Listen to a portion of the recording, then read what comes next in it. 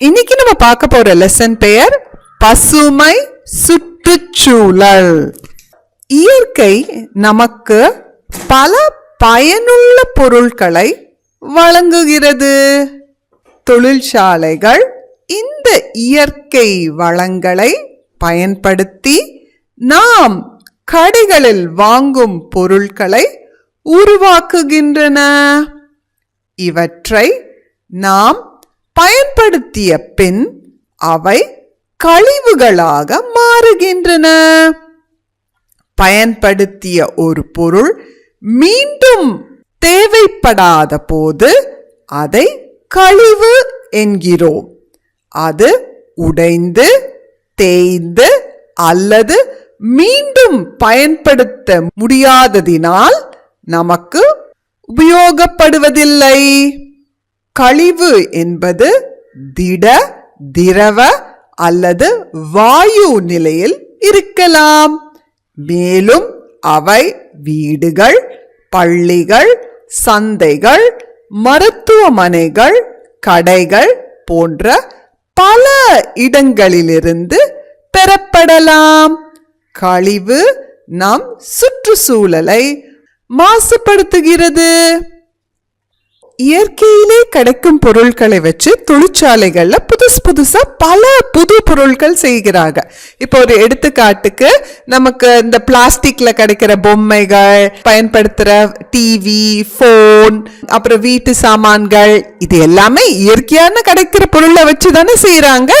ஆனா அந்த பொருள் எல்லாம் பயன்படுத்தி முடிச்ச உடனே அது சிலது உடைஞ்சிருது, இல்ல பழசாயிடுச்சு, இல்ல நமக்கு புதுசு வேணும்னு நம்ம நினைக்கிறோம். பழசா இருக்கிற பொருட்கள் எல்லாம் தேவை உபயோகப்படாத பொருட்கள் ஆயிடுச்சு இல்லையா, அதுதான் கழிவு அப்படின்னு சொல்றோம். அந்த கழிவு இயற்கைக்கு நல்லதில்லை. அதை எப்படி மேம்படுத்தலாம் தான் இந்த லெசன்ல பார்க்க போறோம். கழிவு மேலாண்மை. இப்போ சிருஷ்டிகான்னு ஒரு பொண்ணு அவளோட ஆசிரியர்கிட்ட சில கேள்விகள் கேட்கிறா கழிவு மேலாண்மை பத்தி. அவ என்ன கேட்கிறா, அவங்க ஆசிரியர் என்ன பதில் சொல்றாங்கன்னு பார்க்கலாமா? நமது சுற்றுச்சூழலில் அதிக அளவில் குப்பைகளை காண்கிறோம். நாம் கழிவுகளை குறைக்க ஏதேனும் வழி உள்ளதா? சிருஷ்டிகா சொல்றது சரிதான் இல்லையா? நம்மளை சுத்தி நிறைய கழிவுகள், குப்பைகள், பிளாஸ்டிக் பை, தேவையில்லாத உணவுப் பொருட்கள் எல்லாம் நிறைய இருக்குது. இந்த கழிவை குறைக்கிறதுக்கு ஏதாவது வழி இருக்கா? உங்களுக்கு ஏதாவது வழி தோணி இருக்கா? நம்ம ஆசிரியர் என்ன சொல்றாருன்னு பார்ப்போம். ஆசிரியர்: ஆம், கழிவுகளை குறைக்க பல வழிகள் உள்ளன. கழிவுகளை குறைத்தல் கழிவு மேலாண்மையில் மிக முக்கியமான படிநிலை ஆகும். இப்ப ஆசிரியர் சொல்றாங்க கழிவுகளை குறைக்க நிறைய வழிகள் இருக்குன்னு. அது என்னன்னு பாப்போம். அப்போ விமல் கேக்குறான், கழிவு மேலாண்மை என்றால் என்ன? ஆசிரியர்: சுற்றுச்சூழலை மாசுபடாமல் பாதுகாப்பதற்காக கழிவுகளை முறையாக கையாள்வதற்கு நாம் மேற்கொள்ளும் செயல்பாடுகள் கழிவு மேலாண்மை ஆகும். இது மக்கும் குப்பை மற்றும் மக்காத குப்பைகள் பிரித்தெடுக்கும் செயல்களை உள்ளடக்கியது. மனிதர்களால நிறைய கழிவு உண்டாகுது இல்லையா? அந்த கழிவை நம்ம அப்படியே தூக்கி போட்டோம்னு வச்சுக்கோங்களேன், நம்மளை சுத்தி எப்பவுமே அழுக்கா இருக்கும், ஈ, கொசு எல்லாம் இருக்கும். அது நம்ம இயற்கையை மாசுபடுத்துது இல்லையா? அப்போ அந்த கழிவுகள் நம்ம வீட்டில இருந்து, கடைகள்ல இருந்து எல்லா வர கழிவுகள் எல்லாம் நம்ம எப்படி அப்புறப்படுத்தணும்? சுற்றுச்சூழல் இயற்கையை மாசுபடாத மாதிரி அப்புறப்படுத்தணும். அதுக்குள்ள வழிமுறைகளை சொல்வதுதான் கழிவு மேலாண்மை. இப்போ சில குப்பைகள் மக்கும் தன்மையுடையது. இப்ப காய்கறி, அழுகின காய்கறி, பழங்கள் அதெல்லாம் மக்கி போய் மண்ணோட மண்ணாயிரும். ஆனா சில குப்பைகள் மக்கறதுக்கு பல 1000 வருடங்கள் ஆகும். நெகிழினி பைகள், இந்த நெகிழினியில பண்ண எல்லா பொருட்களுமே மக்கறதுக்கு பல வருடங்கள் ஆகும்.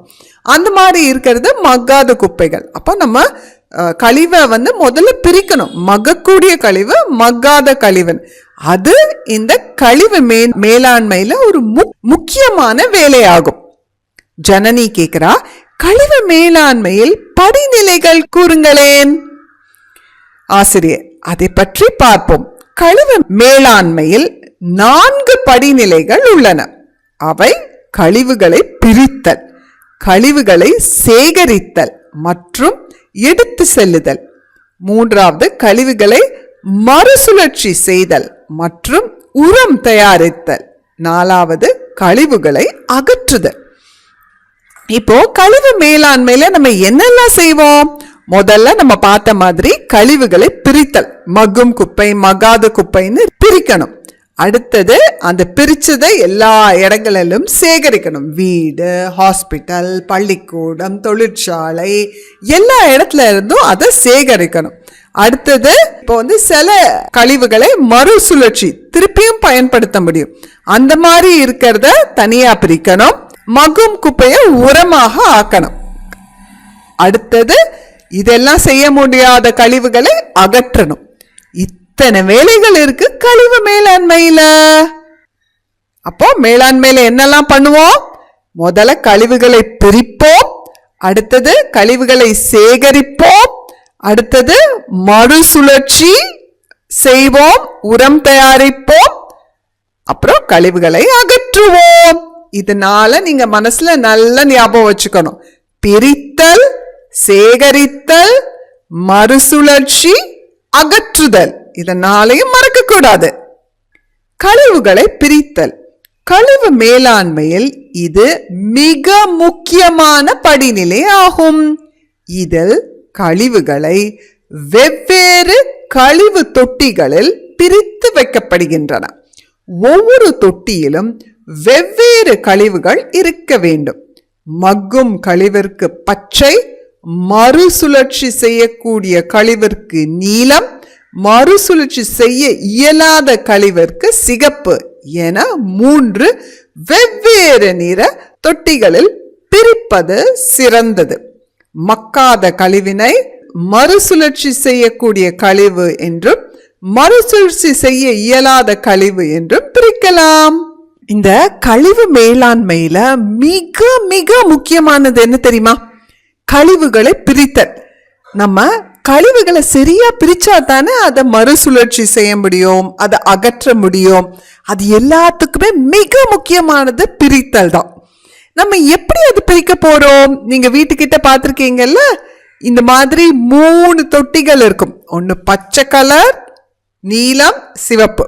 இந்த பச்சை கலர் தொட்டி மக்கும் கழிவு. மக்கும் கழிவுன்னா நம்ம ஏற்கனவே பார்த்தோம் இல்லையா?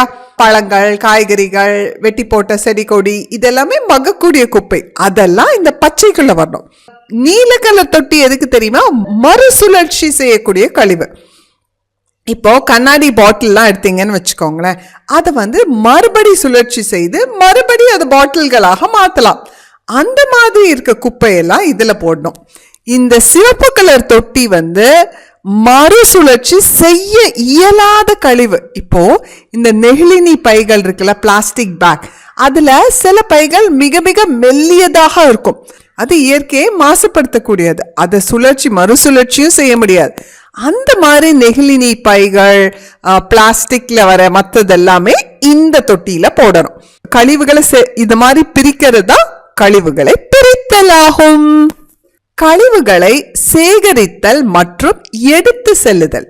வீடுகளிலும் பள்ளிகளிலும் கழிவுகளை பிரித்தவுடன் நகராட்சி மற்றும் மாநகராட்சியினால் எடுத்து செல்வதற்காக வைக்கப்பட்டுள்ள கழிவுகளை எடுக்கும் செயலை கழிவு சேகரிப்பு என்கிறோம்.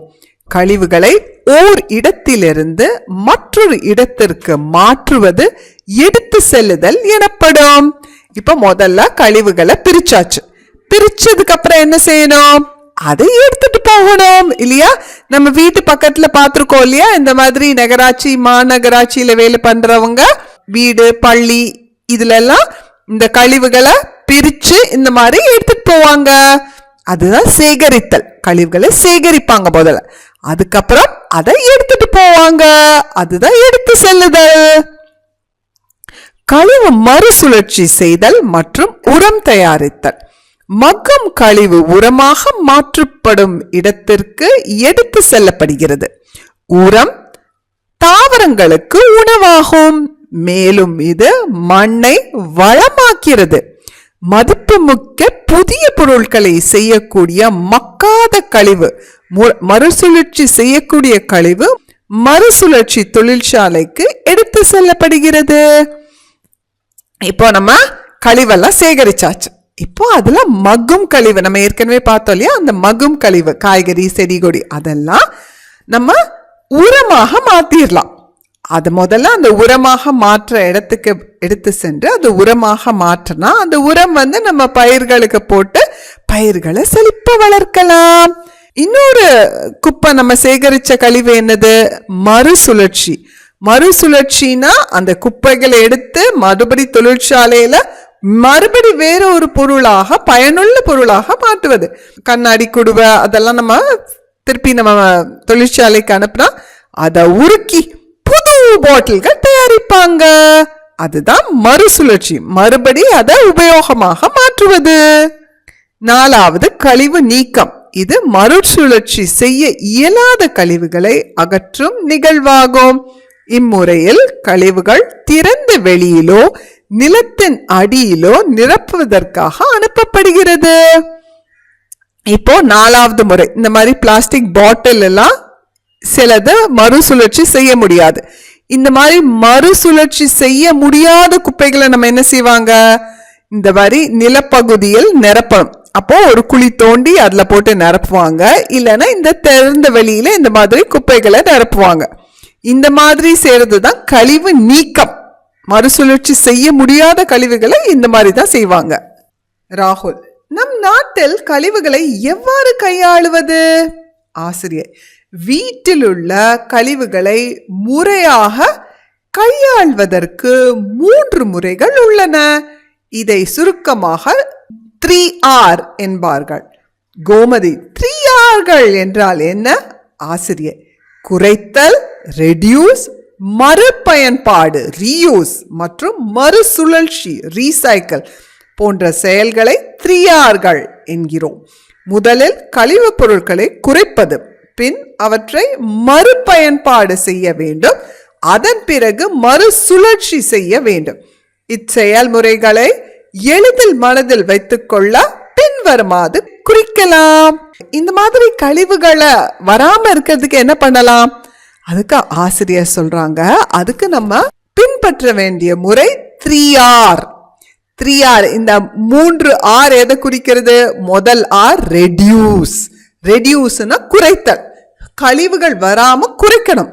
2வது ரீயூஸ், மறுபயன்பாடு. அப்படின்னா மறுபடி ஒன்னா பயன்படுத்துவது, தூக்கி எறியாம. 3வது ரீசைக்கிள்.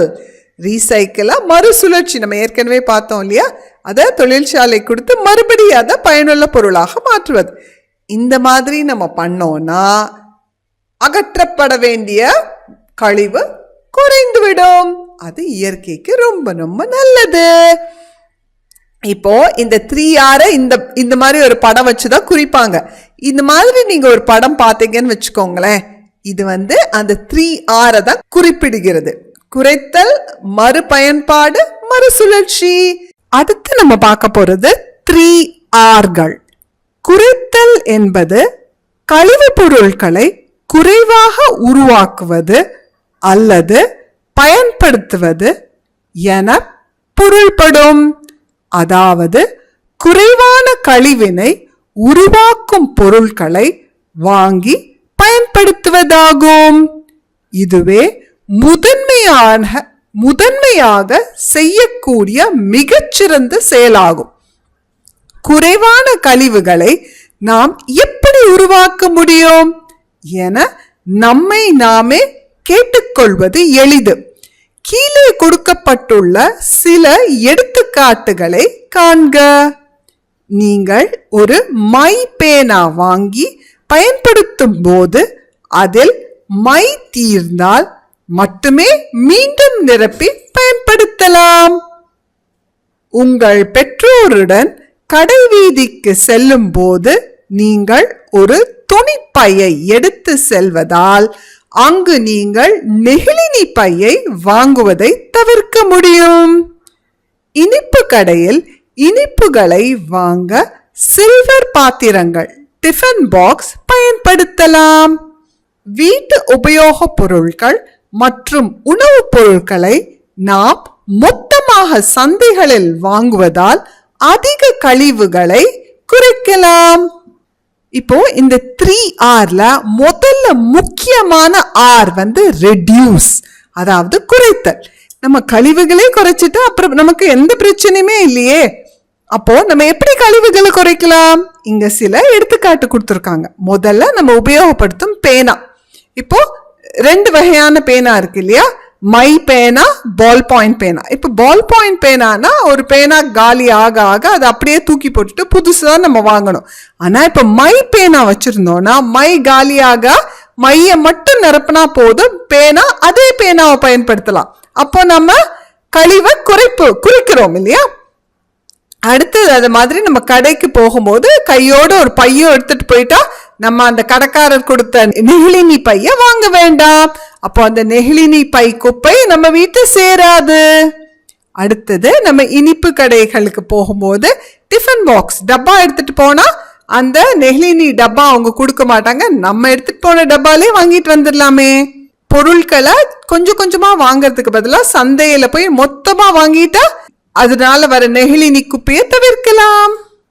அடுத்தது மறுபயன்பாடு என்பது ஒரு பொருளை மீண்டும் மீண்டும் ஒரே பயன்பாட்டிற்கோ அல்லது வேறு பயன்பாட்டிற்கோ உபயோகப்படுத்துவதாகும்.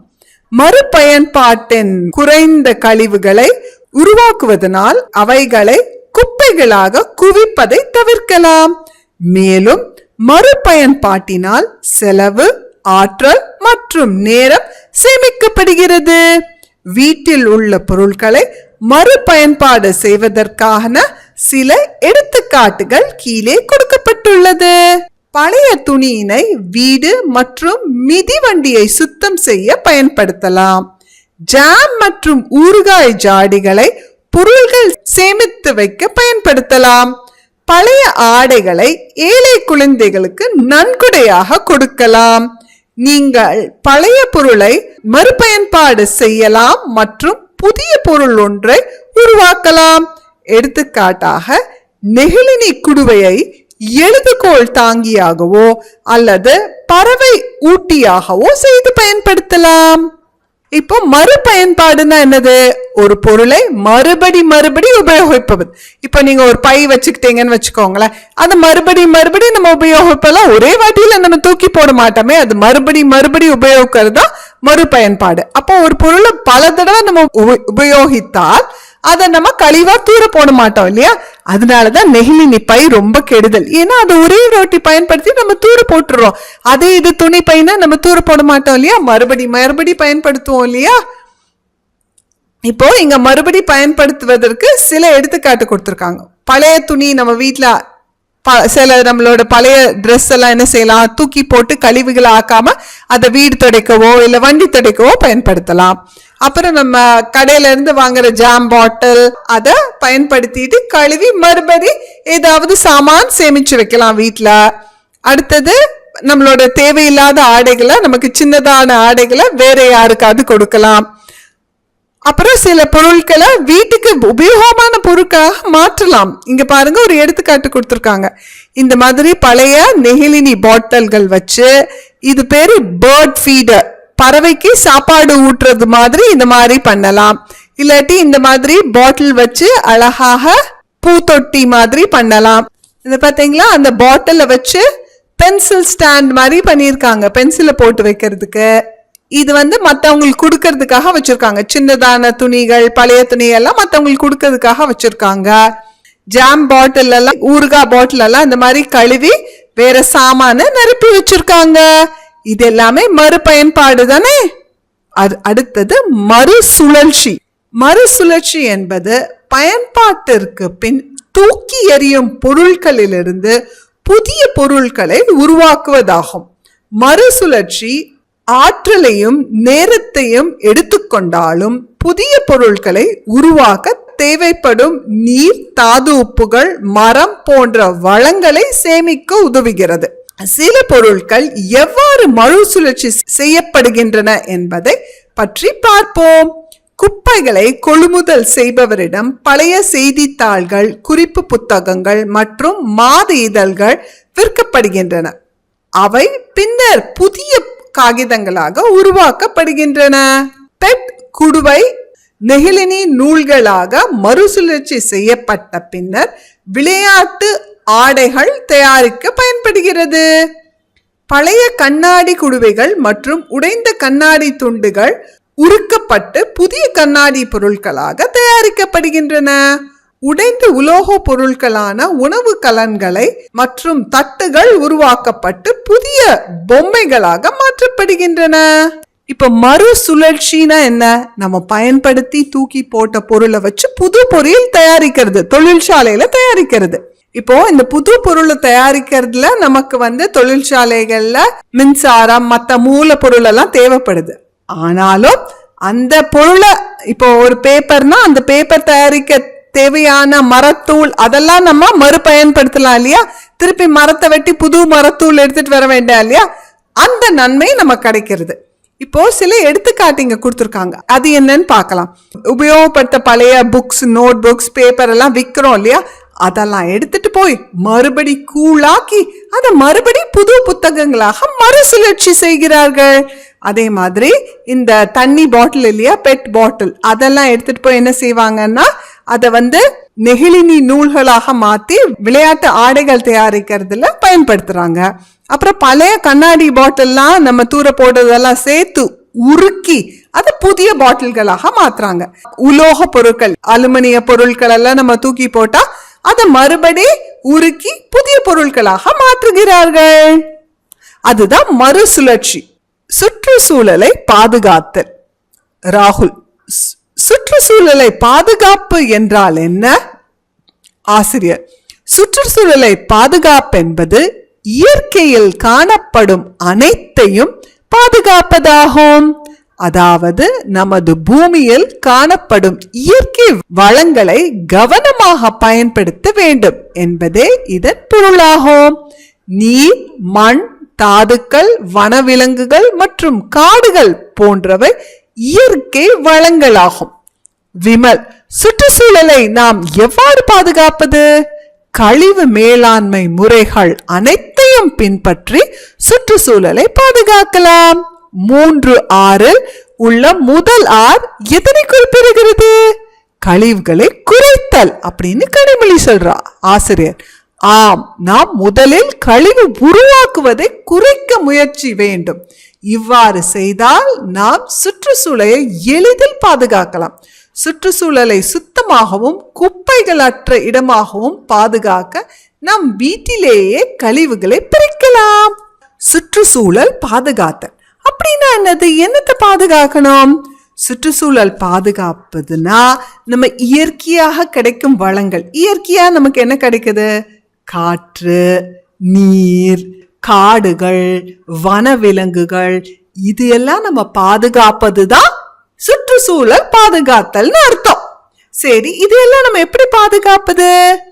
கழிவு மேலாண்மைய நம்ம ஒழுங்கா அதை செய்தாலே நம்ம சுற்றுச்சூழலை பாதுகாக்கலாம். அதுல மிக மிக முக்கியமானது முதல் ஆர். அது என்னது? ரெடியூஸ், குறைத்தல். கழிவுகளை குறைத்தல் மிக மிக முக்கியமானது. அந்த கழிவுகளை நம்ம எல்லாரும் சேர்ந்து குறைத்தாலே நம் சுற்றுச்சூழலை பாதுகாத்திடலாம். கழிவுகளை பிரித்தல். வீட்டில் உள்ள கழிவுகளை மக்கும் தன்மை கொண்டவை, மறுசுழற்சி செய்யக்கூடியவை மற்றும் மறுசுழற்சி செய்ய இயலாதவை என பிரிக்க வேண்டும். இயற்கையாக மக்கும் தன்மை கொண்ட வீணடிக்கப்பட்ட உணவு மற்றும் காய்கறி கழிவு போன்ற இயற்கையாக மக்கும் தன்மை கொண்ட கழிவுகளை உரமாக மாற்றப்படுகின்றன. மறுசுழற்சி செய்யக்கூடிய காகித கழிவுகள், கண்ணாடி கழிவுகள் மற்றும் அலுமினிய கழிவுகளை கொண்டு புதிய பயனுள்ள தயாரிப்புகளை உருவாக்கலாம். மறுசுழற்சி செய்ய இயலாத கழிவினை தனியாக பிரித்து பிறகு அவை திறந்த வெளியில் குவிப்பதற்கோ அல்லது நிலப்பகுதியில் நிரப்புவதற்கோ அனுப்பப்படுகிறது. இதனை முடிந்தவரை குறைக்க வேண்டும். இப்போ கழிவுகளை நம்ம எவ்வாறு பிரிக்கலாம்? அதை 3 வகையா பிரிக்கலாம். முதல்ல மக்கும் குப்பை. மக்கும் தன்மை கொண்ட கழிவுகள். மக்கும் தன்மை கொண்ட கழிவுகள்னா நம்ம வீணடிக்கப்பட்ட உணவு, அழுகி போன காய்கறிகள், காய்கறி தோல், இதெல்லாம் மக்கும் தன்மை. அப்புறம் நம்ம வீட்டுல வெட்டி போட்ட செடிகள், இலைகள், மரங்கள், அதெல்லாமே மக்கும் தன்மை கொண்டவை. அப்போ அதெல்லாம் நம்ம உரங்களாக மாற்றி பயிர் வளர்ப்பதுக்கு உபயோகப்படுத்தலாம். அடுத்தது மறுசுழற்சி செய்யக்கூடிய குப்பை. அது நம்ம இப்ப பார்த்தோம் இல்லையா, என்ன மாதிரி கழிவுகள்? அது அலுமினிய பாத்திரம், இல்ல கண்ணாடி பாட்டில்கள், இல்ல பேப்பர், இது எல்லாமே நம்ம கூழாக்கி மறுபடி புது பொருட்கள் தயாரிக்கலாம் இல்லையா, அது தனியா பிரிக்கணும். இப்ப மூணாவது நம்ம பிரிக்க வேண்டியது என்னன்னா, இது ரெண்டுலயும் சேராதது, மக்கும் தன்மை கழிவு இல்ல, மறுசுழற்சி செய்ய முடியாத கழிவு. இப்ப மூணாவது நம்ம பிரிக்க போறது இது ரெண்டுலயும் இல்லாத நெகிழினி குப்பைகள். இப்ப அதெல்லாம் என்ன செய்யணும்? அதெல்லாம் தனியா பிரிக்கணும். இது எவ்வளவு நம்ம குறைக்கிறோமோ அவ்வளவுக்கு அவ்வளவு நல்லது. ஏன்னா இதெல்லாம் நம்ம என்ன செய்ய போறோம்? குழி தோண்டி மண்ணு கீழே புதைக்க போறோம், இல்ல ஏதாவது ஒரு இடத்துல போய் அதை தட்ட போறோம். அது இரண்டுமே இயற்கைக்கு ரொம்ப ரொம்ப கெடுதல். இங்க பாத்தீங்கன்னா இதுதான் மக்கும் தன்மை கொண்ட குப்பைகள். பழங்களோட தோல், பாயெல்லாம் புல்லுல செஞ்சது, இந்த தட்டெல்லாம் இலை வச்சு செஞ்சது, இது எல்லாமே மக்கும் தன்மை கொண்ட குப்பைகள். மறுசுழற்சி செய்யக்கூடிய கழிவுகள் காகித டப்பா, பாட்டில்கள், இதெல்லாம் அலுமினிய உலோகங்கள், நெகிழினி பைகள், சில நல்ல தடிமனான இருக்கிற நெகிழினி பைகளை மறுசுழற்சி செய்யலாம். மறுசுழற்சி செய்ய இயலாத கழிவுகள் பார்த்தீங்கன்னா இந்த நெகிழினி உணவு பைகள், சுகாதார மற்றும் மருத்துவ கழிவுகள், அப்புறம் பல அடுக்கு நெகிழினி, CFL விளக்குகள், பாலிஸ்டர், கலப்பு கழிவுகள், இதுதான் நம்ம ரொம்ப ரொம்ப குறைக்க வேண்டிய கழிவுகள். ஏன்னா இது மறுசுழற்சியும் செய்ய முடியாத, இது மக்கவும் செய்யாது. அதனால இயற்கைக்கு ரொம்ப கேடு விளைவிக்கும் கழிவுகள் இதுதான். நெகிழினி நமது சுற்றுச்சூழலுக்கு தீங்கு விளைவிக்கும் என்ற செய்தி நான் கேள்விப்பட்டிருக்கிறேன். அது உண்மையா? நெகிழினி மோசமானதல்ல, ஆனால் நாம் அதை அளவுக்கு அதிகமாக பயன்படுத்துகிறோம். அதிகப்படியான நெகிழினி பயன்பாடு சுற்றுச்சூழலுக்கு மாசுபாட்டினை ஏற்படுத்துகிறது. ஒரே ஒரு முறை மட்டுமே பயன்படுத்தும் நெகிழினிகள் மாசுபாட்டிற்கு காரணமாகிறது. ஒரு முறை பயன்படுத்தக்கூடிய நெகிழினியை தவிர்ப்பது அல்லது குறைப்பது நல்லது. ஒரே ஒரு முறை மட்டுமே நெகிழினியை உபயோகப்படுத்துவது நல்லதா என நம்மை நாமே கேட்டுக்கொள்வது சுற்றுச்சூழலை வளமாக வைப்பதற்கான நல்ல தொடக்கமாகும். இத்தகைய பொருட்களை வாங்கக்கூடாது என நாம் அனைவரும் உறுதி எடுத்துக் கொள்வோம். அப்போ இவங்க நெகிழினி பை உபயோகிப்பது சரியான கிருத்திகா கேட்கிறா. அதுக்கு ஆசிரியர் சொல்றாங்க, நெகிழினி எல்லா நெகிழினியும் மாசுபடுத்துவது இல்லை இயற்கையை.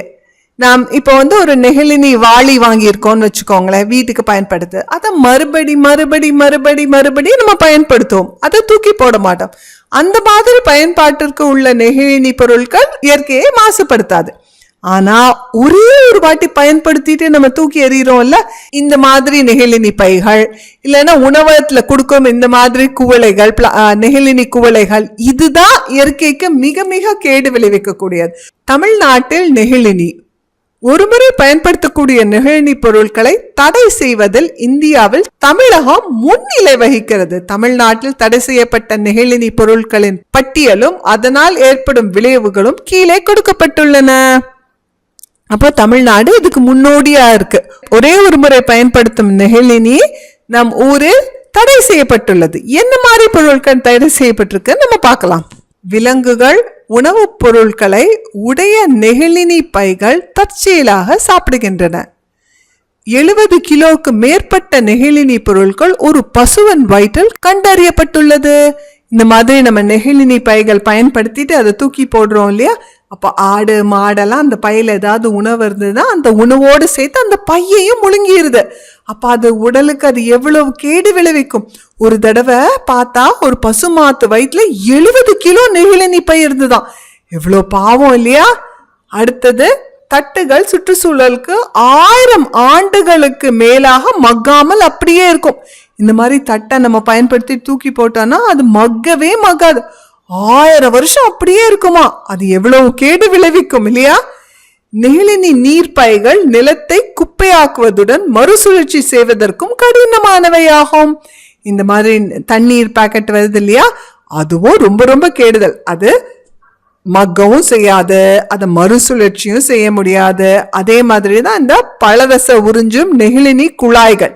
நாம் பலரசத்தை உறிஞ்சும் நெகிழினி குழாய்களை மறுசுழற்சி செய்ய இயலாத காரணத்தால் அவை கடலை சென்றடைந்து மாசுபடுத்துகின்றன.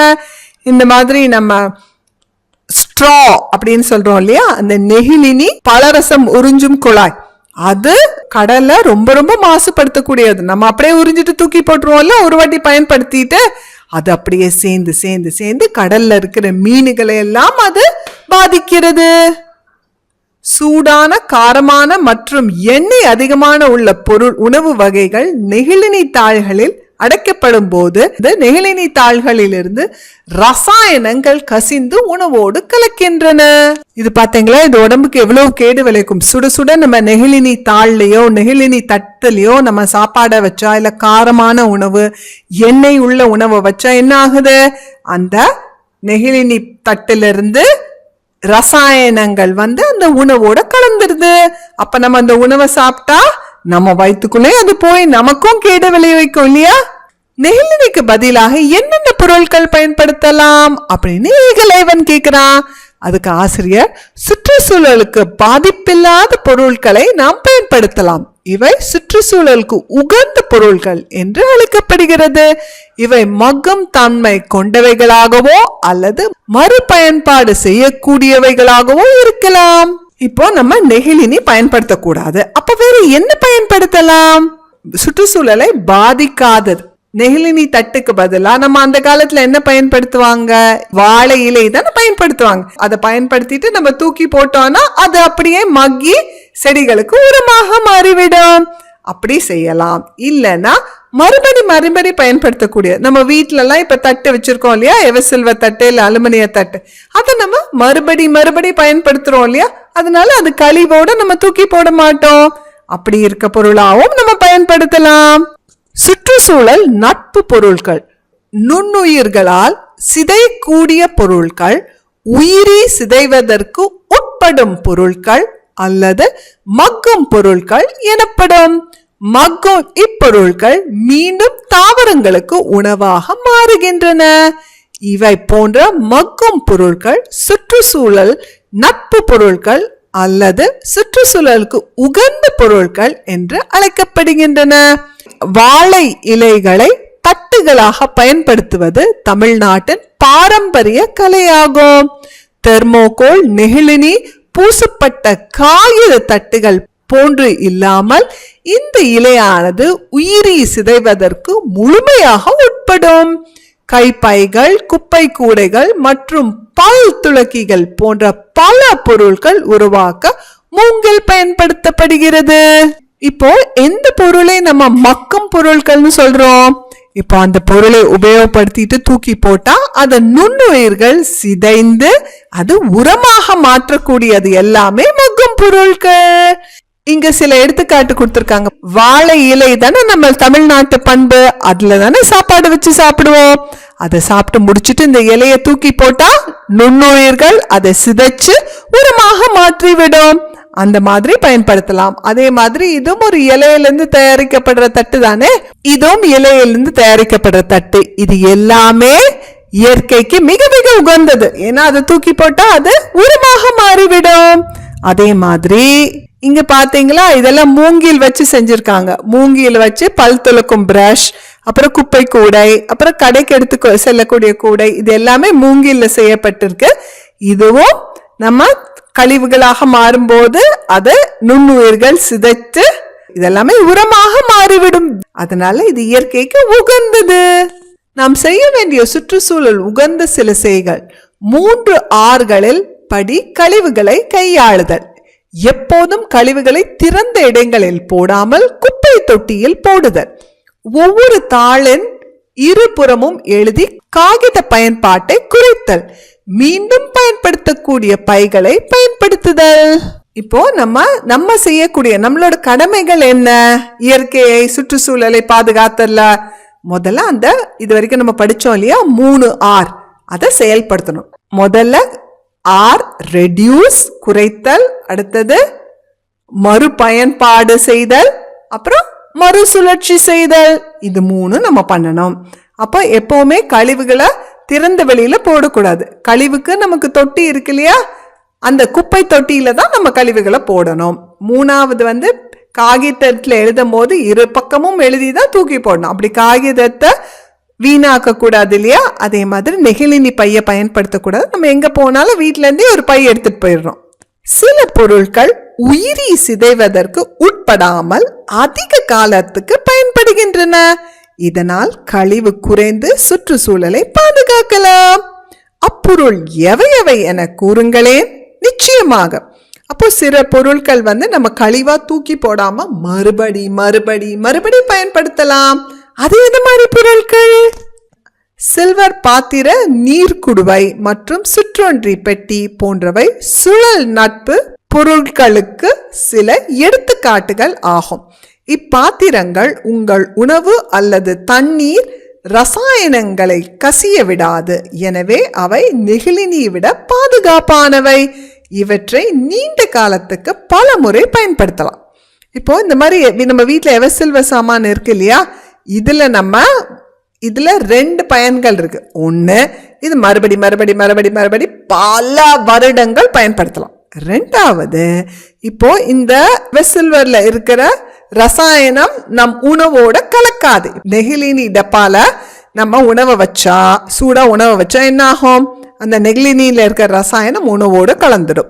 ஆனா இந்த மாதிரி எவசில்வர் டப்பால சூடான உணவு வச்சாலும் அது கலக்காது. அதனால உடம்புக்கு கேடு வராது. உடம்பு கேடும் வராது. மறுபடி பல தடவை அதை உபயோகிக்கலாம். குப்பை இல்லா சுற்றுச்சூழல். குப்பைகள் பார்வைக்கு அருவருப்பாகவும் அவற்றின் சில மக்கி துர்நாற்றம் வீசுதல் சுற்றுச்சூழலுக்கு மாசினை ஏற்படுத்துவதாகவும் உள்ளது. மேலும் இக்குப்பைகள் காற்றில் மற்றும் மழையினால் அடித்து செல்லப்பட்டு ஆறுகள், ஓடைகள், ஏரிகள் வழியாக கடலை அடைந்து கடல் நீரையும் மாசுபடுத்துகிறது. சில நேரம் இக்குப்பைகளை விலங்குகள் உண்ணுவதால் வயிற்றில் அதுவே ஆபத்தை விளைவிக்கிறது. குப்பைகளை போடாமல் இருப்பதே சமூகம் மற்றும் சுற்றுச்சூழலை சுத்தமாக வைப்பதற்கான சிறந்த வழி.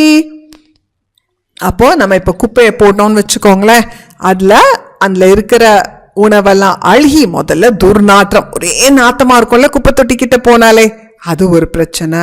அப்புறம் இன்னொன்று, நம்ம சில மக்கா குப்பைகள் இயற்கையை ரொம்ப மாசுபடுத்துகிறது, அது 2வது.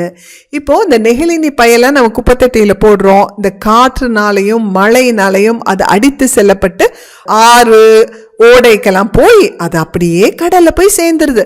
இப்ப கடல்ல விலங்குகள்லாம் இருக்குல்ல, அதெல்லாம் அந்த குப்பையை முழுங்கி அது வயிற்றுக்குள்ள போய் அதுவும் இறந்து போயிருது. அதனால நம்ம குப்பையை போடாம இருப்பதுதான் நல்லது. தேசிய பசுமை படை NGC இது இந்தியா அரசாங்கத்தால் தொடங்கப்பட்ட ஒரு தேசிய செயல் திட்டமாகும். இத்திட்டத்தின் குறிக்கோள் பசுமை எங்கே வளமை அங்கே, காடுகளை பாதுகாத்தல் மற்றும் கழிவுகளை கையாளுதல் போன்ற செயல்களில் பங்கேற்று தேசிய பசுமை படை பள்ளி மாணவர்கள் இயற்கை வளங்களை பேணி பாதுகாப்பதில் ஊக்குவிக்கப்படுத்தப்படுகின்றனர். அப்போ நம்ம நாட்டுல தேசிய பசுமை படைன்னு இருக்கு. இந்த படை எதுக்கு வச்சிருக்காங்க தெரியுமா? இதோட குறிக்கோளே பசுமை எங்கே வளமை அங்கே தான். அப்படின்னா நம்ம காடுகளை பாதுகாப்பது, அது அவங்களுடைய ஒரு முக்கியமான குறிக்கோள். அடுத்த குறிக்கோள் இந்த கழிவுகளை குறைக்கிறது, அதை எப்படி அப்புறப்படுத்துவது, அதை இயற்கைக்கு பாதுகாப்பான முறையில் அது எப்படி அப்புறப்படுத்துவது, இதுதான் அந்த படையின் குறிக்கோள். எப்பொழுதும் குப்பைகளை ஒரு குப்பை தொட்டியில் போடுவது சிறந்தது. மேலும் நீங்கள் பயணம் செய்யும் போது நீங்கள் பயன்படுத்தி பின் தூக்கி எறிய நினைக்கும் பொருட்களை சேமித்து கையில் ஒரு பையை எடுத்து செல்லுங்கள். நீங்கள் குப்பைகளை கண்டால் அதை எடுத்து ஒரு குப்பை தொட்டியில் எறிந்து விடுங்கள். உங்களின் இந்த செயல் மற்றவர்களுக்கு இது செய்ய ஊக்குவிக்கும். இப்போ நம்ம எப்போவுமே முதல்ல நம் குப்பைகளை நம்ம குப்பை தொட்டியில் தான் போடணும், வேற எங்கேயுமே போடக்கூடாது. அதே மாதிரி நீங்கள் எங்கேயாவது குப்பையை பார்த்தீங்கன்னா நீங்களே எடுத்து குப்பை தொட்டியில் போட்டுருங்க. உங்களை பார்த்து மற்றவங்களும் அந்த மாதிரி செய்வாங்க.